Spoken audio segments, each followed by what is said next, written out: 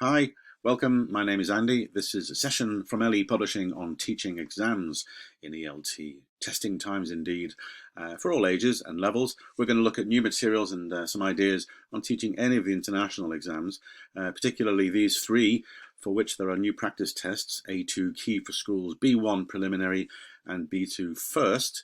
There are three new books out.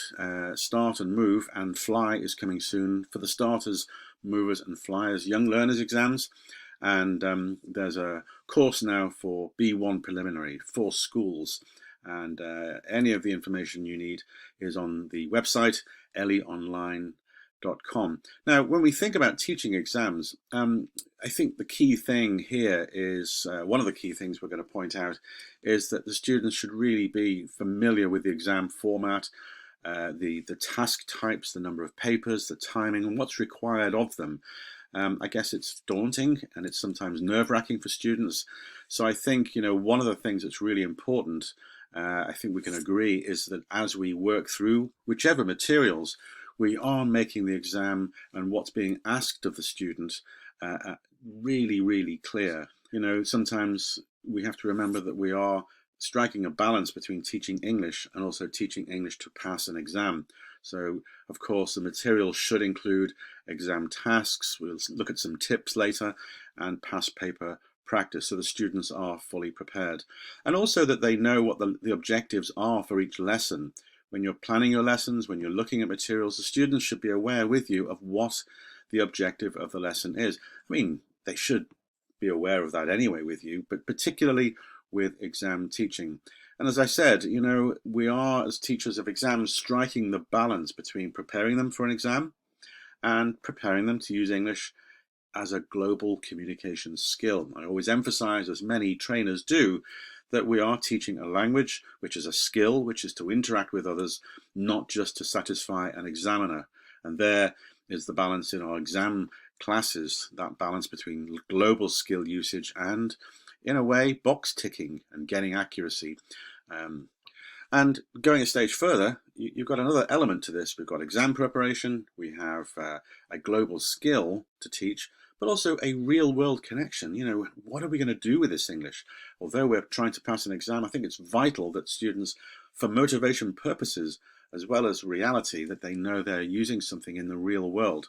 We're going to look at some of the materials and ideas for teaching the four skills, including, of course, study skills, what it takes for students to prepare fully as they not just learn to try to pass an exam, but also develop their own learning skills and strategies too. Now, the good thing about teaching exams is that they all have a common aim. I guess the students may not have chosen it, but they all have one goal in common, which is identifiable as the exam itself. They all, to varying levels, have a motivation to pass. Motivation to learn English, that's variable, isn't it? But they all want to pass. They all want to know how to get the best grade they can. So that does count as maybe keeping the students focused. Now, we're all, of course, teaching to a specific level too, ideally, that we're all in the same kind of direction from the level perspective, heading towards that exam. But we're also teaching them strategies on how to learn English, use English in their real lives in the future, but also strategies to approach the exam, to know what is being asked of them. And that means striking a balance between to what extent we go for fluency over accuracy or accuracy over fluency, what is good feedback, what is enough feedback, and maybe obviously targeting the feedback towards a specific language area for a specific task. The students are always asking, is this in the exam? So something to keep in mind always as we go through our materials is, I suppose, satisfying the nerves and anxiety of the students to feel, is this something I'm going to be tested on? And if so, how? What does that look like? Thinking about the young learners, they're learning by doing. We've got much more motivation by their youth, but they also need to know what is being asked of them, and to understand the exam is really important, what the papers are asking them. And also the activities and the materials should also be, allowing for the fact that they get, twitchy and they want to move on to something else. So a variety of activities and task types is really important. And that's what LE have done in their materials. And we'll look at some examples in a moment. And one good idea, and certainly that's been more and more popular now with remote teaching, is to record some of your lessons generally, or record demonstrations or small parts of the lesson that students can watch and play again, which means that you're always available, if only as a recording. And speaking of recordings, it's good with any students really to, get into a culture where it's okay with them and permission-wise to record what they're doing, to listen back, to self-monitor, especially when it comes to listening and speaking. The teacher's books within the LE materials explain fully about all the exams that are involved, so that there's plenty of room here for students to become familiar with what's expected of them, what the exam format can look like in the task types. Here you can see an example from the B1 there, from a mock test. All these materials from LE, you have mock tests or practice papers which you can use with the students. There's one from START, from the starters exam. That's a full practice test. And in the teacher's books and in the students' books, you'll see plenty of material to give the students testing time to see what the exams look like. And it's also obviously a really good idea at the right time and right place to show students the official websites from the examination boards, to break down, that gap between classroom and the exam, to sort of demystify what's going on. So I think clarity and transparency is really important, and you can get that within the books too.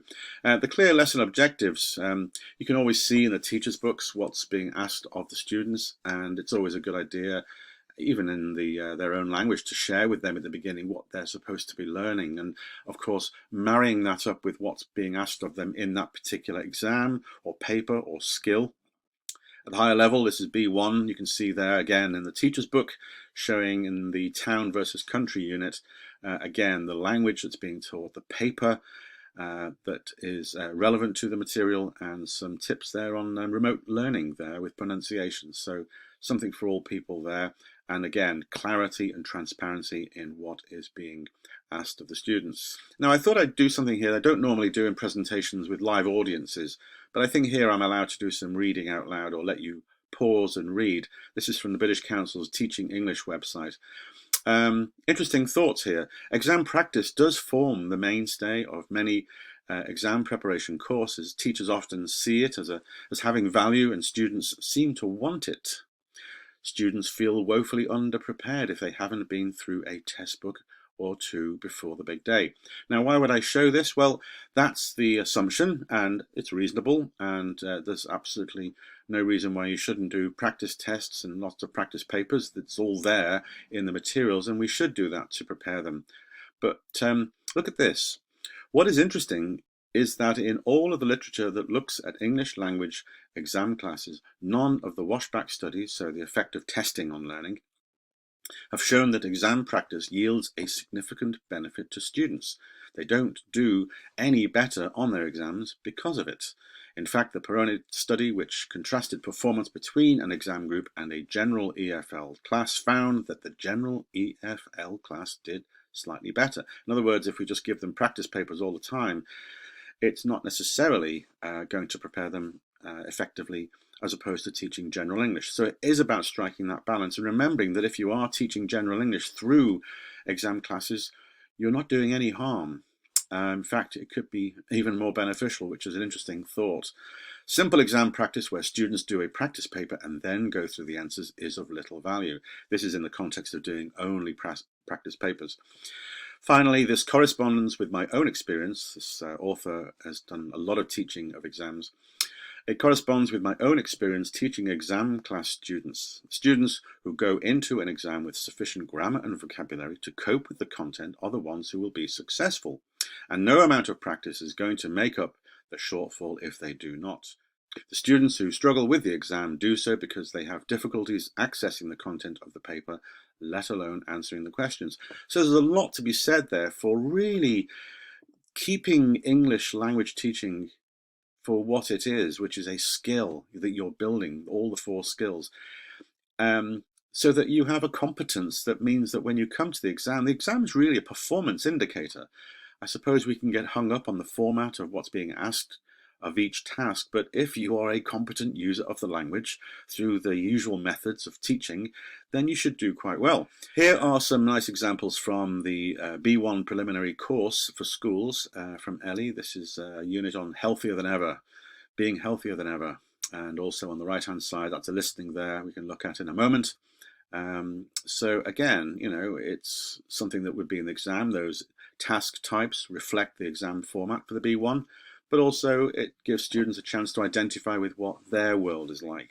What have we got here? Real world in the, this is my home for the younger ones. I took a picture here to show kids, you know, my house, and they can do it with theirs. If you're teaching online, perfect, you know, there's lots of room for maneuver there where they can take a picture and identify the unit in the course book or the tests with what they've done. What I've done here is take a picture and I put in some arrows, and now basically I've done the same thing as a course book but connected it, and it didn't take too long. I just thought I'd point out here, look, here's the iron, because every lounge has an iron. No, it doesn't. Mine does, because our youngest boy comes down in the morning looking for a shirt to wear for school. And look at this. I just mentioned this because I noticed when I took the picture, 4 remote control sets. I have still no idea how the TV works because it's connected to the internet, a Fire Stick, DVD, box, satellite. I have no, I just press those buttons and hope for the best.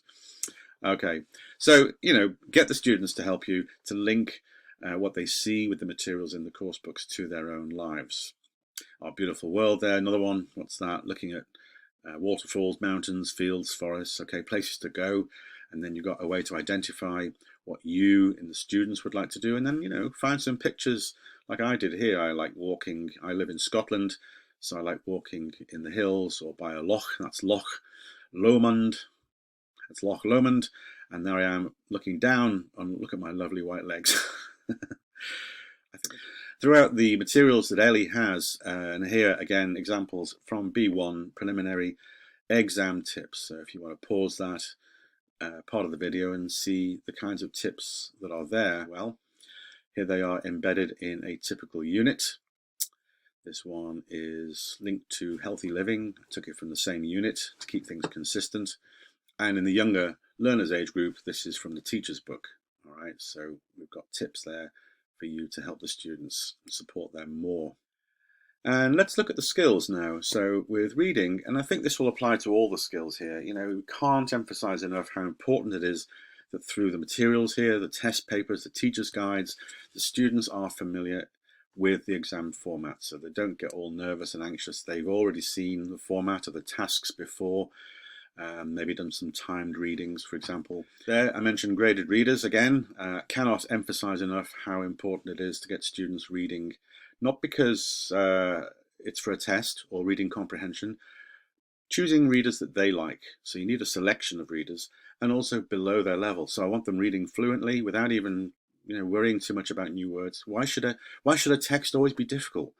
And of course, it exposes them to see language over and over again, to build, if you will, an intuition for how words and phrases go together. It also gives them a chance to see synonyms, because of course in the exams they're going to have to identify similar words and similar meanings, skimming and scanning practice, and of course to know that when they look through the materials, certainly in a course book, that they know that in the question there can be clues as to what they're looking for.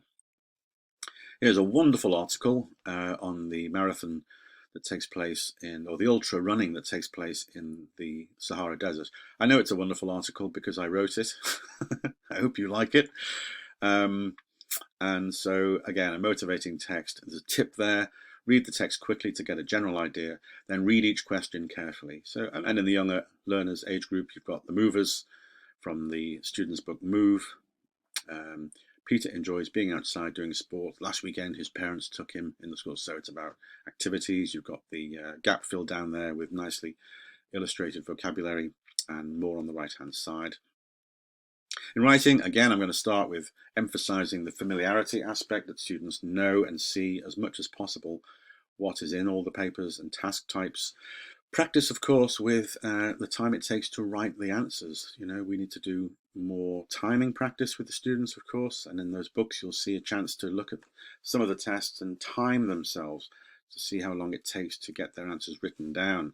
And then, of course, time to reflect and review and check their writing and build a checklist of the things that they do need to go over. And maybe when it comes to texts, their own writing, to see at a glance what maybe 150 words looks like. Otherwise, they spend a lot of time counting the words, and that wastes good, valuable time in the exam.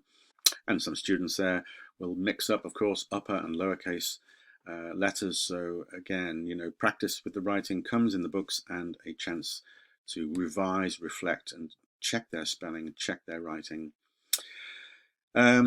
Just an example to show you here from the B1 preliminary schools here on writing emails. Okay, the way the guidance is set out there for the students. This is writing an informal email from the writing bank. In listening, again, get them to know what's expected of them, but maybe with practice in listening, it's a good idea to get the students to teach themselves to feel just calm, that they may not understand everything, but maybe they can find enough, and to develop strategies for, picking out key words, for example, gist comprehension, using their own background knowledge to figure out what's going on. Of course, we need to give them plenty of practice, especially to hear what's going on when people are in conversation, perhaps, and there are elisions and contractions, to hear those in English. And that comes from not just the material that comes in Ellie's publications, but also encouraging the students to listen to podcasts. Maybe you could find out what the students like and then point them towards podcasts where they don't have to understand everything, but maybe get a chance to tune their ear into listening more and more. The audio scripts are there, of course, in the books. This one, again, features the podcast extract on mental health. Exercise 5.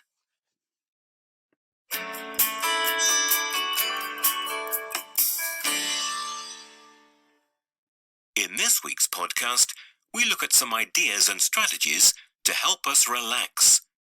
These are fast-moving times where we have information and communication at our fingertips all day long. And so to speaking, getting the students to feel comfortable with you. So as much practice as possible of speaking English in the class, and teaching them classroom language as well, so that all the functions of operating the classroom are covered in English, in pairs and groups or giving talks, but maybe incentives too, maybe some reward scheme for getting the students to speak a lot more in the exam, to use their English, especially the shy students. As I mentioned earlier, self-recordings. It was never easier with the smartphone to make recordings, to listen, and teach the students not to be too critical. They are learning a foreign language. It isn't easy to be, compassionate towards themselves about what they hear, that they are able to speak, say things, and improve.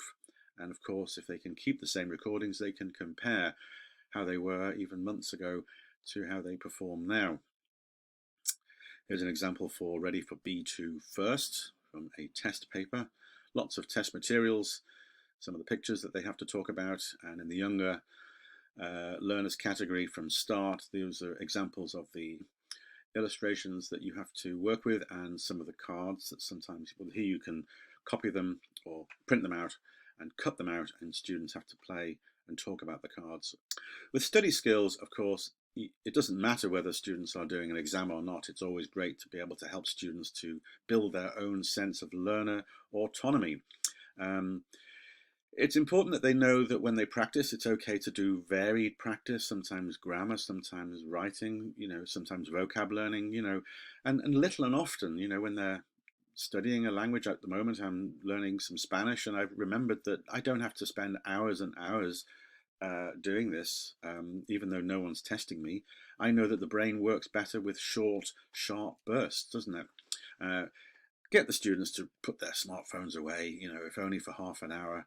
I'm sure they can manage without it. How do you monitor that? I don't know. It's always difficult, but you can show them, it's not difficult to find videos or blog posts out there to show that the brain does not like interruption. Something like 20 minutes can elapse before the brain really focuses again on the task in hand. So teach the students to work without distraction. I think that's a good thing to teach them anyway. And to manage the time it takes to do their tasks, to read or to write, to complete the tests, and time to reflect and go back and check their work, check their spelling, and try and pick up those extra points in the exam.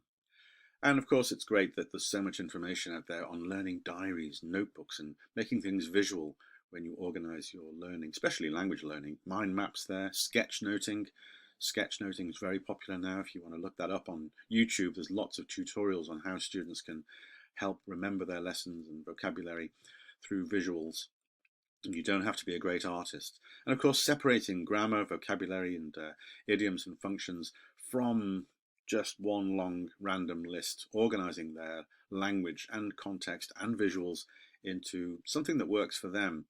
But give the students time to do this. I suppose it always feels like there's no time, but I think time spent in the class not only gives them the chance to do something they might not do at home, but that's the time to do it when it's fresh, right?